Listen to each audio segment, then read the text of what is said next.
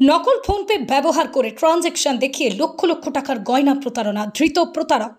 নকল ফোনপে ব্যবহার করে ট্রানজ্যাকশনের স্ক্রিনশট দেখিয়ে প্রায় 4 লক্ষ টাকার সোনার গহনার ডেলিভারি নেওয়ার অভিযোগে গ্রেপ্তার এক প্রতারক। অভিযুক্ত রথীন্দ্রনাথ মান্না নামে মাঝবয়সী ব্যক্তিকে বাগুইহাটির বাড়ি থেকে গ্রেপ্তার করল হাওড়া থানার পুলিশ। চলতি মাসের 11 তারিখ হাওড়ার একটি সোনার দোকান থেকে অনলাইনে প্রায় 3 লক্ষাধিক টাকার সোনার হার বুকিং করে অভিযুক্ত দোকানের তরফে পাঠানো কিউআর কোডে সাকসেসফুল পেমেন্ট করেছে এমন স্ক্রিনশট করে দোকানে পাঠায়। সেই মতোই দোকানের তরফে অভিযুক্তর ঠিকানায় গয়না ডেলিভারি দেওয়া হয়। কয়েকদিনের মাথায় ফের একই ব্যক্তি 8 লক্ষ টাকার সোনার গহনা একই দোকানে অর্ডার দেন। অনলাইনে সেই টাকা পাঠিয়েছে বলেই প্রতারক দাবি করেন। তখনই অ্যাকাউন্ট চেক করে মালিকপক্ষ জানতে পারে আগের টাকাও আসেনি আর এখনের টাকাও আসেনি। এরপরই হাওড়া থানায় তারা এই বিষয়ে লিখিত অভিযোগ দায়ের করে দোকান কর্তৃপক্ষ।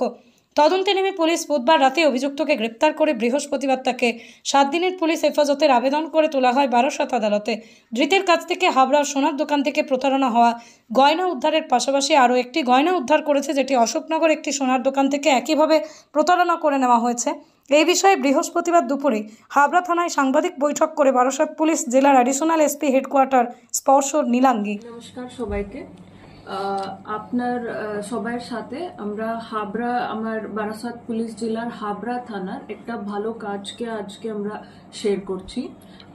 আমি আপনাকে জানাবো, গত 16 জুলাইতে আমাদের এখানে একটা কমপ্লেন্ট রিসিভ হয়েছিল দ্য নিউ পরিতোষ জুয়েলার্সের ওনারের তরফ থেকে। উনার সাথে একটা ঘটনা এরকম ঘটেছে কি গত 11 তারিখ, এই মাসের 11 তারিখ উনার কাছে অনলাইন একটা অর্ডার এসেছিল, একটা সোনার গয়নার অর্ডার, যেটাতে উনি অনলাইন মানে কাস্টমার যারা অর্ডার প্লেস করেছিলেন উনি অনলাইন পেমেন্ট করেছিলেন। অনলাইন পেমেন্ট করে ফোনপে পেমেন্টের স্ক্রিনশটটা উনি শেয়ার করেছিলেন। যোগমায়া শাড়ি, এখানে সিল্ক, বেনারসি, হ্যান্ডলুম, তাঁত, যাবতীয় শাড়ি সম্পূর্ণ নিজস্ব তৈরি। আমাদের ঠিকানা মতিগঞ্জের পাশে সেনকো গোল্ডের বিপরীত রাস্তা, শান্তিপুর, নদিয়া। যোগাযোগ নাম্বার 7501813803। আমরা শুধুমাত্র পাইকারি বিক্রেতা। শেয়ার করেছিলেন দোকানের ওনারের সাথে, তো ওইটা দেখে ওনারটা দোকান ওনাকে মালটা ডিসপ্যাচ করে দিয়েছে। তো উনাকে মাল 13 তারিখে উনাকে ডেলিভারি হয়েছে। এটা বাগুইহাটা থানা আন্ডারে অ্যাড্রেস দেওয়া ছিল, সেখানে ডেলিভারি হয়ে গেছে। তো ডেলিভারি হওয়ার পরে 14 তারিখে ওনার দেখতে পেরেছেন কি আবার একটা অর্ডার এসেছে। তখন উনি ওই পেমেন্টটাকে ভেরিফাই করতে গিয়ে এটা বুঝতে পেরেছেন কি আগের যে 11 তারিখে অর্ডার হয়েছিল সেটার টাকা উনার অ্যাকাউন্টে ঢুকেনি। তো এটা মানে ভালো করে ভেরিফাই করে উনি জানতে পেরেছেন কি ইনার সাথে একটা ফ্রড হয়েছে। তো যেটার মাল উনি পাঠিয়ে দিয়েছেন কিন্তু টাকাটা উনি পায়নি। তো উনি এসে থানাকে জানিয়ে যখন কমপ্লেন্ট হয়েছে, আমার হাবড়া থানা ওটাকে তদন্ত করে দেখেছেন কি হ্যাঁ এরকম সত্যি হয়েছে কি ইনার অ্যাকাউন্টে টাকাটা ঢুকেনি, কিন্তু মালটা ইনি বলছেন ডেলিভারি করে দিয়েছেন এবং ইনভয়েস সবকটাই ইনি দেখাচ্ছেন। তো আমরা বাগুইহাটিতে যেখানে ডেলিভারি হয়েছিল সেখানে রেড করে আমার থানা মানে ইমিডিয়েটলি গিয়ে রেড করে রিকভারিও করেছেন। মানে যে হারটা মানে ডেলিভারি হয়েছিল সেটাকে পুরো হার, নতুন হারটা এবং ইনভয়েস বিল সবার সাথে উনি রিকভারি করেছেন। তার সাথেই অ্যাকিউজডকে অ্যারেস্টও করা হয়েছে। একজন এখানে অ্যারেস্ট হয়েছেন, আপনারা দেখছেন। উনার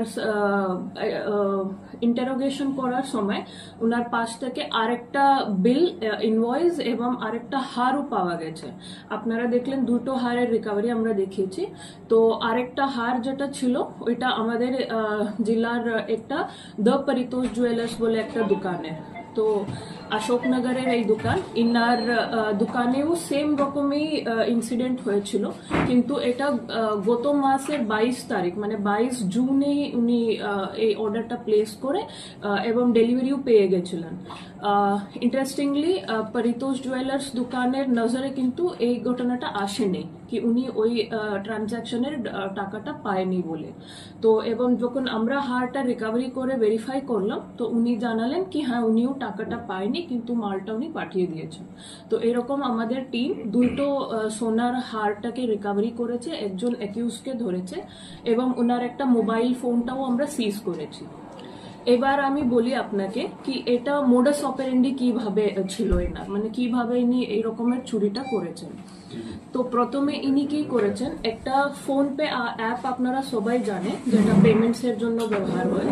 তো ইনি একটা নকল ফোন পে অ্যাপটা তৈরি করেছেন, তৈরি করেনি মানে এটা ডাউনলোড করেছেন, উনি পেয়েছেন এটা।